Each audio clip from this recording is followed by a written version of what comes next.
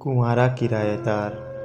कुंवारे आदमी को नौकरी के बाद सबसे ज़्यादा डर अपने मकान मालिक से लगता है। सब जानते और मानते हैं कि कुंवारा आदमी और मरखना बैल या पागल कुत्ता आपस में पर्यायवाची शब्द हैं। मुझ गरीब का हस्तांतरण अज्ञात स्थल पर केवल इसलिए कर दिया गया कि कुंवारा था और मेरी जगह पर एक शादीशुदा जोड़े का दाम्पत्य जीवन सुखी किया गया। मुझे अच्छी तरह पता है वे सज्जन अपने दाम्पत्य जीवन से कितने सुखी हैं, मगर क्या करूं, मुझे खिसकना ही पड़ा। नए शहर में मकान ले लेना और आसमान से तारे तोड़कर लाना एक ही बात है। हमारे पूर्वज कितने समझदार थे कि उन्होंने ऐसे आड़े वक्त काम आने के लिए यह मुहावरा बना दिया ताकि कुंवारे आदमी के वक्त ज़रूरत काम आवे। मकान मालिक और किराएदार के संबंधों के बारे में अगर मैं लिखना शुरू करूं तो संभव है सैकड़ों पन्ने भर जाएं और फिर भी दास्तान अधूरी ही रह जाए। मेरा पुराना मकान मालिक बड़ा सज्जन व्यक्ति था। उसको केवल इस बात पर ऐतराज़ था कि मेरे यहाँ आने वाले मेहमान हाजत का इंतज़ाम अन्यंत्र क्यों नहीं करते। आप विश्वास कीजिए, मैंने अपने सभी रिश्तेदारों को यह बात लिख दी और उसके बाद आज तक मेरे यहाँ कोई मेहमान आने की गुस्ताखी नहीं कर सका।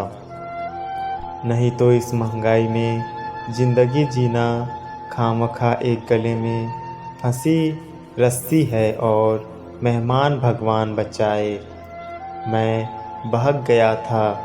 वापस लाइन पर आता हूँ। कुंवारा किराएदार शहर में मकान ढूंढ रहा था। हाँ, तो ढूंढ रहा है और ढूंढता रहेगा। पहले ही रोज़ बस साहब मज़ा आ गया। एक मकान पर टू लेट की तख्ती देखकर घुस गया। अंदर से एक पौड़ा आई। मैंने कहा, माताजी आपको मकान किराए पर देना है। वो बिफर गई। मुझे 100 गालियाँ देती हुई कहने लगी, मैं आपको माताजी लगती हूँ, चले जाओ, गेट आउट। इसके पूर्व कि मैं अपनी गलती के लिए क्षमा मांग पाता, उन्होंने भड़ाक से दरवाज़ा बंद कर लिया। साथ ही मेरी किस्मत के दरवाजे पर भी शटर गिर गया। मैंने एक और दरवाज़ा खटखटाया। वहाँ से एक पौड़ बाहर आए।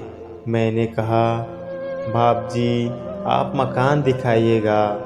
वे बोले, मकान देखने से पहले आप यह बताइए कि आप शादीशुदा हैं। मेरे मना करने पर उन्होंने मुझसे सहानुभूति दर्शाई और कहा, वैसे तो हम कुंवारा को मकान नहीं देते, लेकिन आप सज्जन लगते हैं, आपका केस जेन्युइन है। मुझे थोड़ी आशा बंधी, शायद यहाँ काम बन जाए। उन्होंने कमरा दिखाते हुए कहा, आप इधर चौक में नहीं घूमेंगे, उधर छत पर नहीं जा सकेंगे, खिड़की बंद रखिएगा, रात के 10 बजे तक आ जाइएगा या फिर बाहर सोइएगा। फिर उन्होंने पूछा, आप क्या करते क्या हैं? जी, पढ़ाता और लिखाता हूँ। क्या आप कवि हैं? मैं समझ गया, अब सामत आई। मैंने कहा, जी नहीं, केवल पत्रकारिता करता हूँ। वे थोड़े आश्वस्त हुए, मगर अभी उनके चेहरे पर शक की छाया थी। उन्होंने शक दूर करने के लिए उन्होंने सिगरेट पेश की। मुफ्त की सिगरेट ने अपना कमाल दिखाया। वे बोल उठे, आप लेखक हैं और कुंवारे हैं, अतः आपको 6 माह का किराया अग्रिम देना होगा।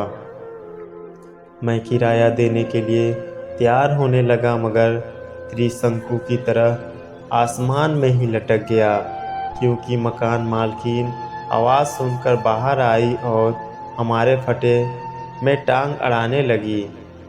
हमें अपना मकान किसी घर गृहस्थी वाले को देना है।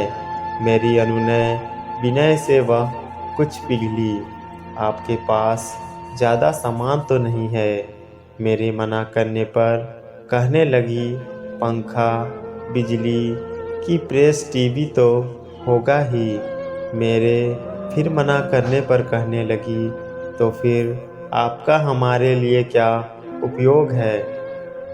पहले वाले किराएदार के पास गाड़ी, फ्रिज, टीवी सब था। हमारी बेबी तो अक्सर उधर ही रहती थी। बड़े भले थे। अब मुझे शर्म आने लगी थी। मैं इनके व इनकी बेबी के क्या काम आ सकता हूँ, मैं सोचने लगा। अचानक मुझे याद आया, आपकी बेबी तो पढ़ती होगी। हाँ, 3 साल से बीए में पढ़ रही है। बड़ी इंटेलिजेंट है, मगर पता नहीं कैसे हर बार 1-2 नंबर से रह जाती है। तो अगर आप मुनासिब समझें तो मैं बेबी को पढ़ा दिया करूँगा। वे बड़ी खुशी हुई। हाँ, मुझे मास्टर की ज़रूरत भी थी। मुफ्त का मास्टर व दुगुना किराया पाकर वे लोग बड़े खुश हुए। जंगल की आग की तरह यह खबर कॉलोनी में फैल गई कि एक कुंवारे आदमी को माँ ने किराएदार का दर्जा दे दिया है। किसी ने सच ही कहा है, जब सियार की मौत आती है तो वह गांव की ओर भागता है, और किसी कुंवारे की मौत आती है तो वह किसी महानगर की कॉलोनी में मकान लेता है। एक तो लेखक और दूसरे कुम्हारा, यानी करेला और नीम चढ़ा। जिधर से भी मैं निकलता खटाखट खिड़कियां बंद हो जाती। आई होल से नैन बान मेरे और फेंके जाते। घर की बड़ी बूढ़ियां अपनी बच्चियों को मेरी छाया से भी दूर रहने की सीख देती। गोया में कोई छूत की बीमारी का मरीज हूँ। शाम को अगर बाहर निकल जाता तो लोग बाग ऐसे देखते जैसे अजायबर से कोई खतरनाक जंतु निकलकर सीधा उन्हीं के यहाँ आ गया हो। मोहल्ले के सौदे और जवान लड़कियाँ धीरे धीरे मुझे देखकर व्यंग मुस्कान फेंकने लगी। शुरू में तो समझ नहीं पाया, मगर एक रोज़ ये शब्द कान में पड़े। पापा जी को मुफ्त का मास्टर और घर जमाई मिल गया लगता है। मेरी आंखें खुली तो यह बात है। लोग मुझे क्यों जंतु समझने लगे थे। मैं बेबी को पढ़ाते पढ़ाते क्या से क्या समझ लिया गया था। मुझे लगा अब ये मकान भी हाथ से जाने वाला है। दूसरे दिन सवेरे सवेरे मेरे कमरे में पड़ोस से एक देवी जी आई और कालिदास की रस भरी कविता समझाने का आग्रह करने लगी। मैं बचना चाहता था, लेकिन वे कालिदास के मार्फत पद्माकर व बिहारी पर से होती हुई गिरिराज कुमार माथुर तक गई। जब मेरी सिट्टी पिट्टी गुम होने लगी थी, क्योंकि अगर इसी गति से प्रगति हुई तो सिर के बाल समाप्त होने में देर नहीं। मैं सोच में पड़ गया। मैंने एक दिन अचानक यूं ही मकान मालिक के कमरे की तरफ का दरवाज़ा खोल ही दिया। बस मकान, कॉलोनी और मोहल्ले भर में तूफान आ गया। मुझे बदमाश, लुच्चा और ना जाने क्या क्या कहा जाने लगा। बड़ी मुश्किल से अपना 15 दिन का किराया खोकर दूसरी जगह मकान के चक्कर में चल दिया। सोचता हुआ बड़े वे आबरू होकर तेरे ऊँचे से हम निकले। तो दोस्तों, ये थी आज की कहानी। आपको कैसी लगी कमेंट में बताएं।